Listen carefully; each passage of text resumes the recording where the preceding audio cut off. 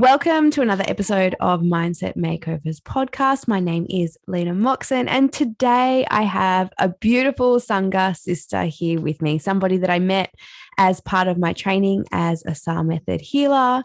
Brianna, welcome. I'm so excited to have you here today.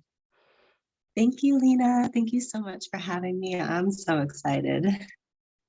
Now, our Sangha, our spiritual family, stays pretty connected. We're all very conscious of being able to kind of just keep up to date with each other. When we have capacity, we're all holding space for each other and just staying attuned to one another. But you, homegirl, have just come back from a pilgrimage of sorts, and you've been rightly off the radar. And this is the first chance that I've had to sit down with you and speak to you. So could you please share with anybody listening why I'm so excited to speak to you today, where you've been? Give us a little context around, where you've been recently and the share that you bring forward today. Oh, yeah. I went on pilgrimage to a few places in India with a group of local friends and also people from all over the world. We met in Bodh Gaya. We traveled to Siliguri. We were in Patna.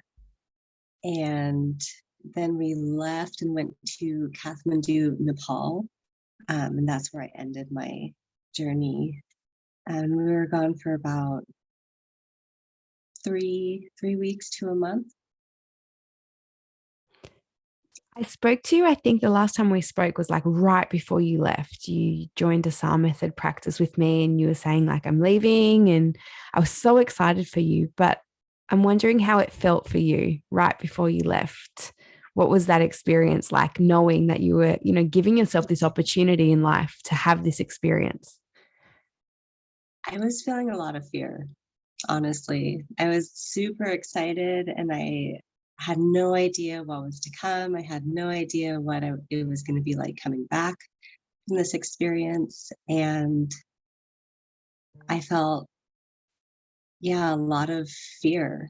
And it had been a while that I had felt it. So working through that was a huge, huge part of leaving in my journey and getting onto the plane. It's like over 20 hours of flying time that I was in the air. And I'll say as soon as I got in the air, I felt so much better. I was so much more excited about, what I was doing that was finally happening, all of the, planning and resistance I had to some of the planning too, all kind of made up for, it just made up for everything. You alluded to it, but I was wondering, as you said, you were experiencing fear, like how did you witness that fear manifesting within yourself before you went away?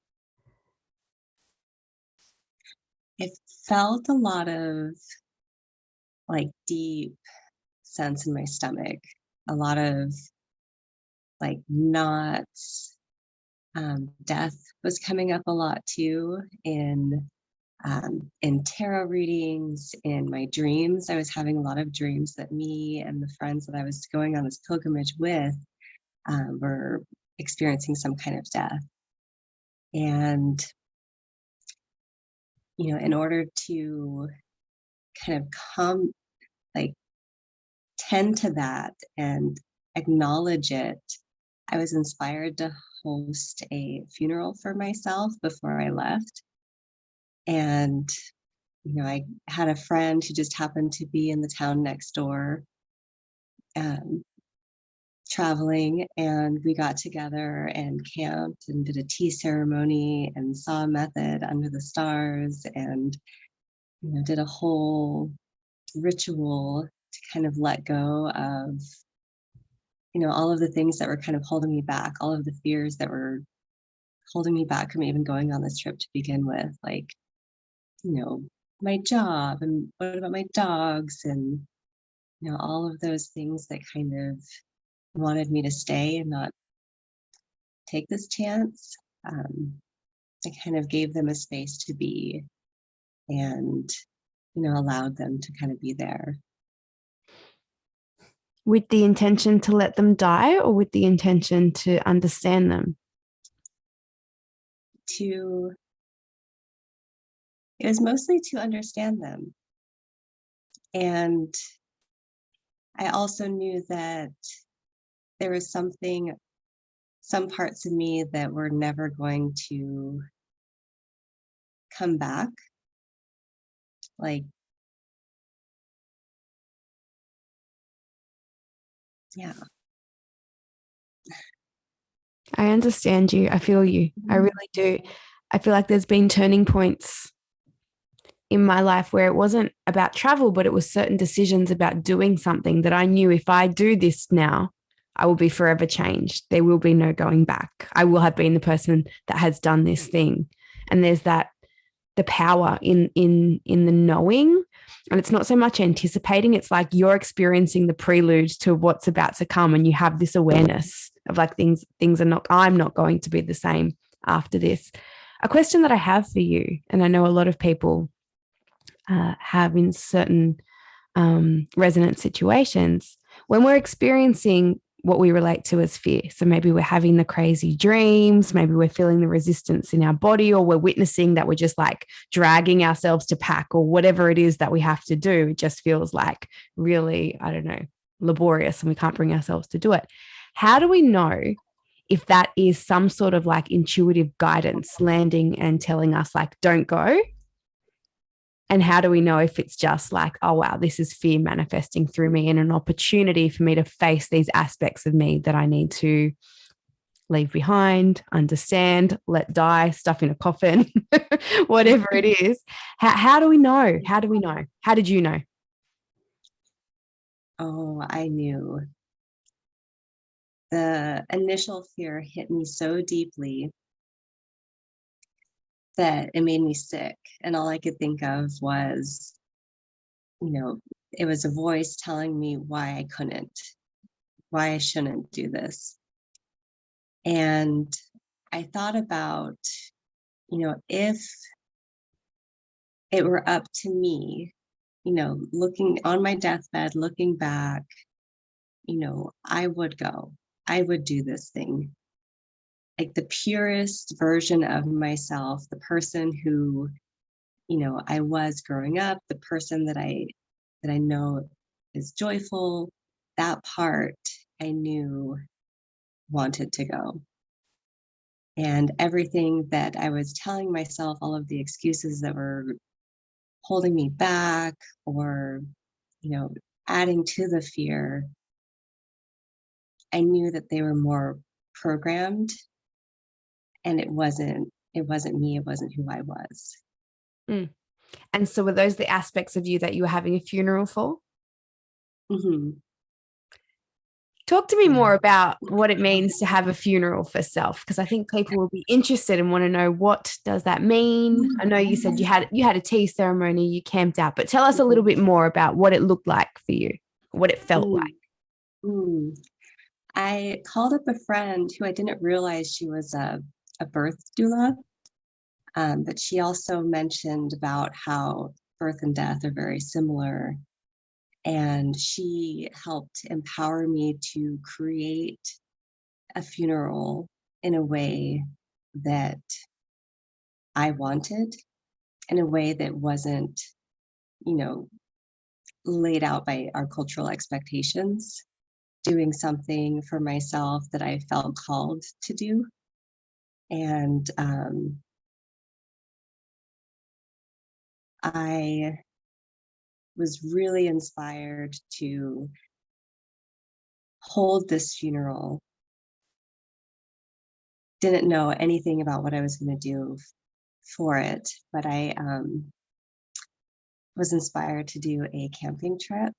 So my friend and I went to a place that was very familiar to me, and is Forest Falls, San Bernardino, Southern California. My family had gone there a few times. So I picked the spot, bought myself some flowers, printed out a picture, my favorite picture of myself, and framed it, made some food, and then I met her there. She had laid out a little campsite near a stream, and there was like a nice flat sandy spot where we created an altar. And I wrote out a few things that, I was apologizing for the, things that I wanted to apologize to myself for. I, basically just created poetry about how I felt and, saying goodbye to all of these parts. And I didn't realize how much I needed to hear those words, and I don't think I would have ever said those things to myself if I didn't plan this funeral.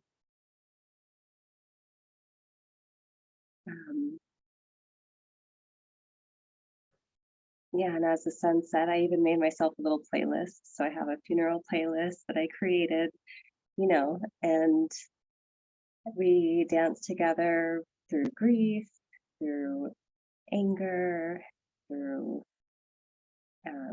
joy and love. And then I laid out under the stars without a tent, just had my sleeping bag and just laid out in nature. And again, the fears were just coming through, just coming through, letting them all come up and feeling it. And it was like a beautiful and also like really difficult night to get through.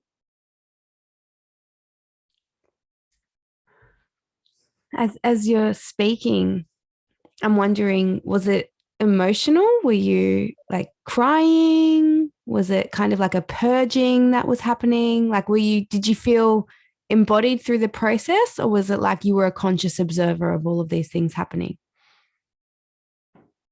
It was very much as a conscious observer until I read my piece. And I really felt,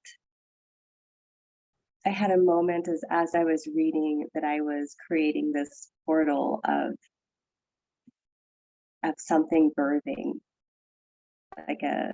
like something was dying and something was birthing at the same time. And I really felt that as being.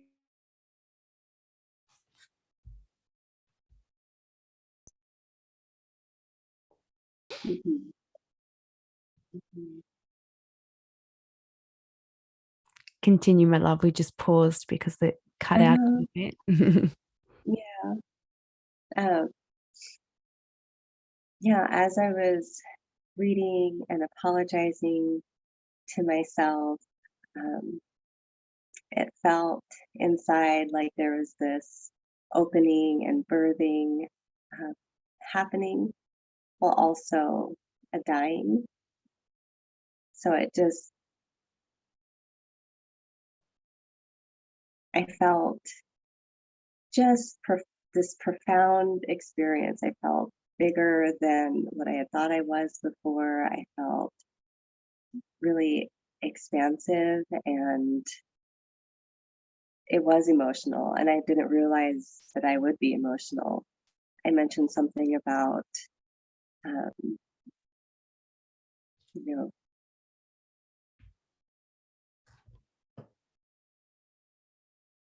I don't really even remember what it was, but I remember very vividly talking about like feeling alone or apologizing for abandoning self or something along those lines. And I just cried. Like I had no idea it was even in me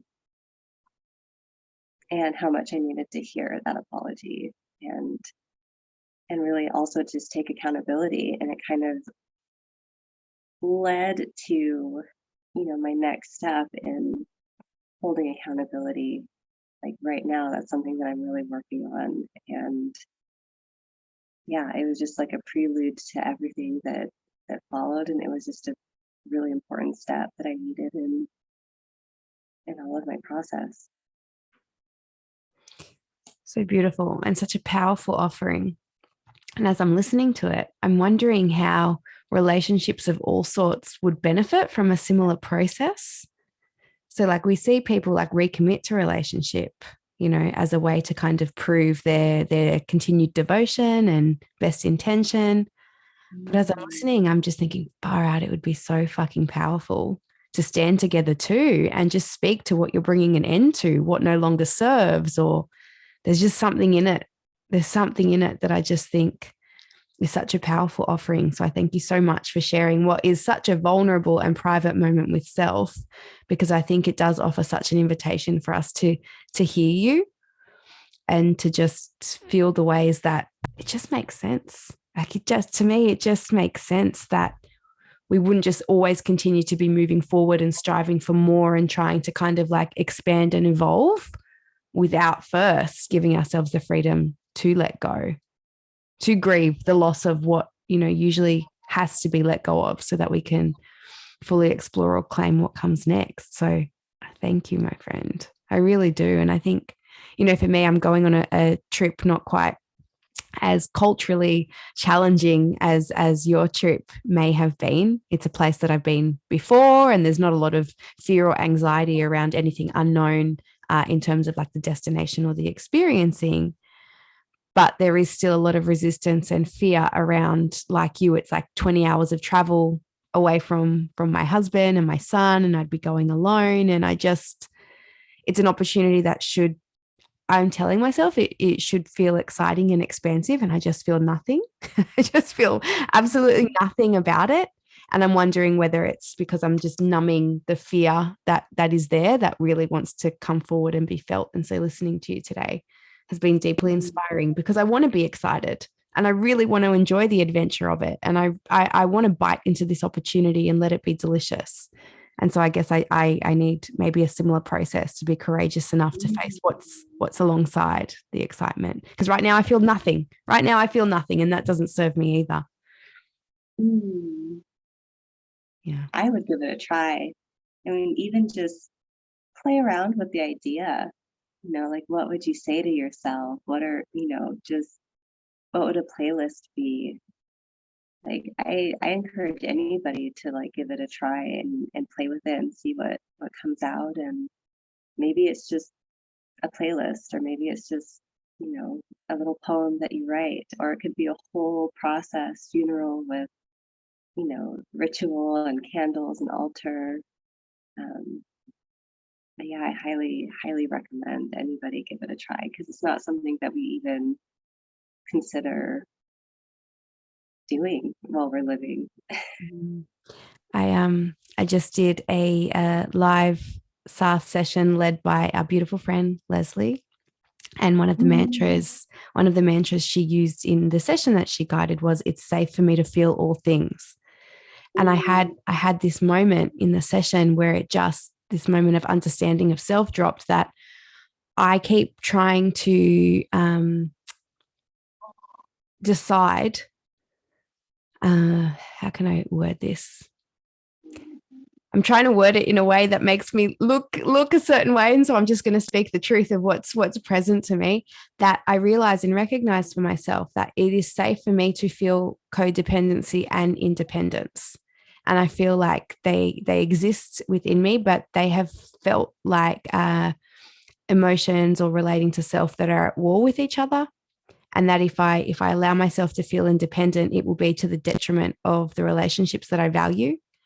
But if I go too far into leaning into those relationships, there's a potential for me to become codependent, and that's a threat to my independence.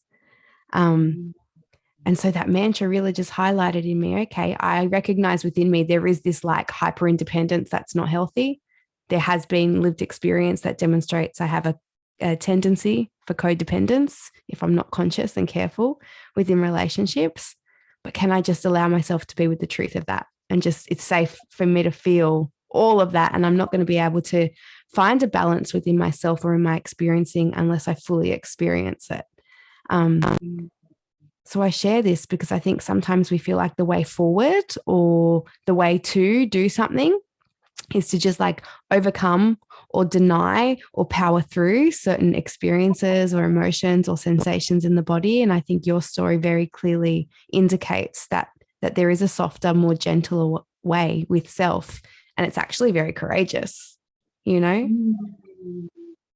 Oh, thanks, Lena. Thanks for sharing that too, because it definitely it outlines a lot of what was going on inside of me. The two parts that are kind of like tugging back and forth at each other, or completely locked in, stubborn, pushing so that nothing gets done or nothing happens. And yeah, I you articulated that so well, and I'm like, oh yeah, I definitely feel that. I feel that for sure.